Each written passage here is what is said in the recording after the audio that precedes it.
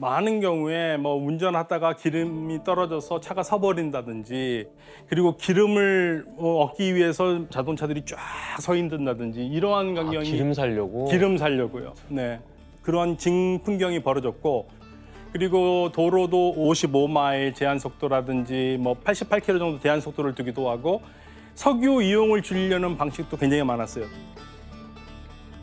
더군다나 또 이때 이득을 본 나라 중에 하나가 일본인데요. 일본이 연료가 적게 들어가는 저효율 자동차를 내놓기 시작했거든요. 그전에는 미국 사람들은 기름값 생각 안 하고 샀는데 이때부터 일본 차들이 자리를 잡기 시작합니다. 기름 연비 많이 안 나오는. 네, 아주 효율적인 자동차. 경차를 낸 거지, 경차. 일본 차들은 작으니까. 네. 저때 우리나라도 한창 경제 개발이 활발하게 이루어진 때라 타격이 되게 컸다 그래요. 그래서 택시들이 LPG 차량으로 개조되기 시작하고 또 아파트 엘리베이터는 9층과 10층 사이에 애매하게 서서 반층 내려가거나 올라가는 그런 식으로 건물이 지어졌다고 하더라고요. 최대한 에너지를 줄이기 위해.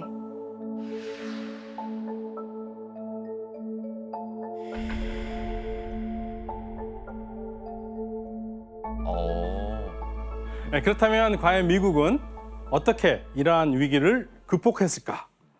예, 미국은 먼저 1974년에 OECD 회원국들과 함께 국제 에너지 기구를 만듭니다. 이 IEA인데요.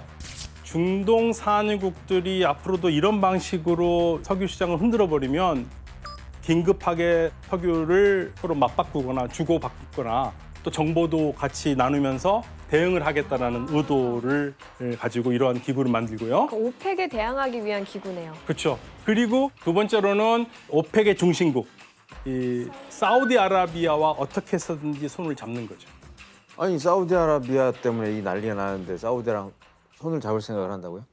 당시 이제 사우디는 한 가지 문제점이 있는 게 안보가 취약했어요. 그러니까 이런 상황에서 안보가 불안하니까 미국이나 이웃에 있던 이란은 굉장히 걱정합니다. 왜냐하면 사우디가 그냥 그런 나라면 뭐 걱정하겠습니까? 석유가 너무 많잖아요. 여기 정정에 불안이 생기면 전 세계가 흔들 것이라는 걱정이 생기니까 이러한 사우디를 잘 부슬리면 될 수 있는 문제가 되거든요. 근데 이제 미국의 대통령이 사우디에게 손을 내밉니다. 야, 사우디 너희들이 석유로 번 돈으로 미국 국채를 구입해라. 그러면 미국은 당연히 사우디의 왕실의 안정을 보장할 수밖에 없고요. 예. 그리고 더 나아가서 사우디가 석유를 파는 거를 미국 달러로만 하는 거예요. 그래서 이게 소위 말해서 페트로 달러의 시작인 겁니다.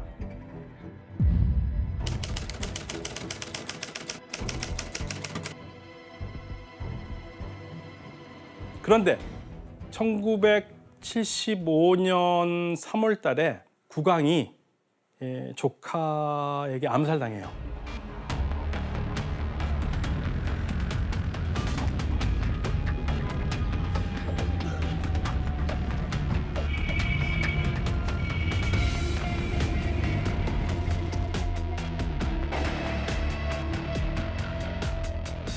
그러니까 이런 상황에서 안보가 불안하니까 당시 미국의 국무장관이 키신저가 이란의 왕과 어떤 약속을 하냐면 만약에 사우디 안보가 불안하게 되면 석유 시장이 흔들리니까 그러면 이란군이 사우디 유전을 장악하라 이거죠. 어? 이란이? 그럼 뺏으라는 얘기죠? 그렇죠. 결국엔? 예. 이란은 당시에 중동 최고의 강국이었고요. 이란을 일부러 키웠어요. 왜냐하면 1971년에 영국이 중동에서 완전히 다 나가거든요. 그래서 공백이 생기잖아요. 힘의 공백을 누군가는 해야 되는데 가장 적임자로 이란을 미룬 겁니다. 그러니까 이란이 어마어마하게 미국에서 무기를 받아요. 원하는 대로, 무제한적으로. 근데 이 소식이 사우디 쪽에 들어가요. 사우디는 불안하죠. 그냥 불안합니다.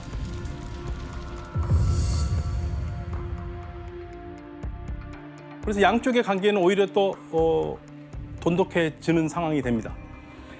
근데 이런 노력이요, 1976년에 드디어 빛을 발합니다. 이때 이란은요, 근대화를 하면서 돈을 국내에 쏟아붓고 국내 산업 기반을 만들기 위해서 노력을 했어요. 근데 이게 전부 다 국가 주도거든요. 국가 주도여서 인력이 필요하니까 인력이 지방에서 다 올라오겠죠. 젊은이들이 올라오고 그러면 그 일자리를 줘야 되는데 유가가 계속 올라가야 돼요. 이란 입장에서는. 그죠. 예. 76년 12월 달에 카타르 도하에서 오페크 국가들이 다 모입니다. 내년 77년 유가를 결정을 해야 되는데 이란이 뭐라고 그러냐면 It is our considered opinion. It is our belief. It is our conviction. How stronger can I say? That 15% is not going to damage the economy of the West. 난리가 난 겁니다. 이제 미국은 이거 어떻게 막아야 되는데 근데 당일 야만이가 올리면 나는 그만큼 석유를 증산하겠다. 그럼 올려봤자 소용없는 거잖아요. 뭐 미국 등을 다 도와준 거네요, 어떻게 보면. 그렇죠. 네. 그러면서 유가가 오르는 걸 막은 거죠. 원래 미국과 이란도 더 가까운 사이였는데요. 이 사건을 이제 겪고 나서 사우디하고 이제 좀 더 친해지고 이란하고 조금 더 이제 멀어지는 그런 관계가 그랬겠네요. 됐습니다. 그리고 또 한 번 미국과 사우디 두 나라 관계가 아주 돈독해지는 사건이 일어나는데요. 1978년 10월 달에 이란의 석유 노동자들이 임금 협상과 국내 정치 실패를 이유로 파업에 돌입합니다.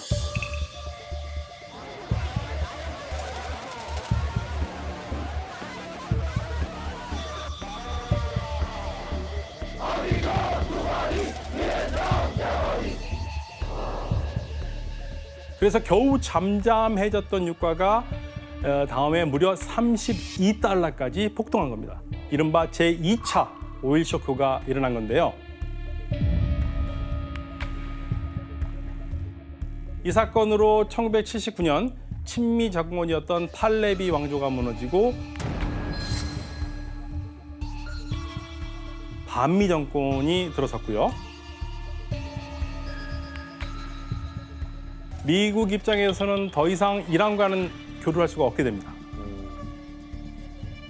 원래 미국이 이 중동 지역의 석유를 지배했을 때 이란과 사우디를 두 개의 기둥, 쌍둥이 기둥이라고 얘기했습니다. 트윈 필러스. 근데 이란이 이제 무너졌고, 그리고 사우디아라비아 입장에서는 옆나라 이란이 왕정이 무너진 것 그 자체가 충격이었어요. 자신들도 왕정인데 당연히 이럴 때 사우디로서는 미국의 보호가 절실한 상황이 되고요. 이 두 나라는 더욱 가까워질 수밖에 없습니다.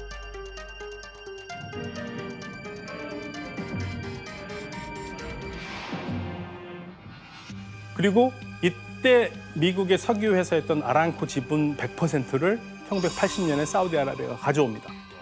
그래서 사우디아라비아가 100개의 유전을 가진 세계에서 가장 큰 석유 회사가 이제 사우디아라비아 국영 회사가 돼요. 그리고 이름은 나중에 사우디 아람코로 이름을 바꾸는 거죠. 그렇다면 미국은 아무런 대책 없이 사우디아라비아에 아람코를 넘겨줬을까요? 그럴 나라가 아니에요. 역사적으로. 그래서 미국은 사우디아라비아를 향한 새로운 전략으로 사우디아라비아산 석유를 그리고 이 사우디아라비아가 있는 이 중동의 석유를 더 원활하게 받을 수 있는 방법을 생각합니다. 그래서 1980년 1월 23일 미국의 제39대 지미 카터 대통령이 국정연설에서 아주 중요한 말을 합니다. Let our position be absolutely clear. An attempt by any outside force to gain control of the Persian Gulf region will be regarded as an assault on the vital interest of the United States of America, and such an assault will be repelled by any means necessary, including military force. 이게 그 유명한 하트 독트린입니다. 선전포고야? 그럼 페르시아 이건 우리 거니까 건들지 마 이거네요. 그렇죠. 페르시아만 지역이 당시만 해도 60% 이상의 세계 석유가 유통되던 지역이거든요. 여기가 흔들리면은 미국의 이득이 당연히 흔들리죠. 미국의 국익이 달려 있고요. 이거를 국가가 관리해야 된다고 본 거죠. 그래서 이 1979년에 이란 혁명 나죠. 79년 4월 1일 날 이란의 반미 정권이 들어서죠. 79년 12월 24일 날 소련이 아프가니스탄 침공하죠. 그리고 80년에는 이라크가 이란을 침공해서 8년 동안 전쟁을 하잖아요. 그리고 이 8년 동안 전쟁하면서 엄청나게 많은 문제들이 생기는데 그거를 미국이 강력하게 얘기를 막고 있었기 때문에 그래도 전 세계가 안정적으로 석유를 공급받을 수 있었어요.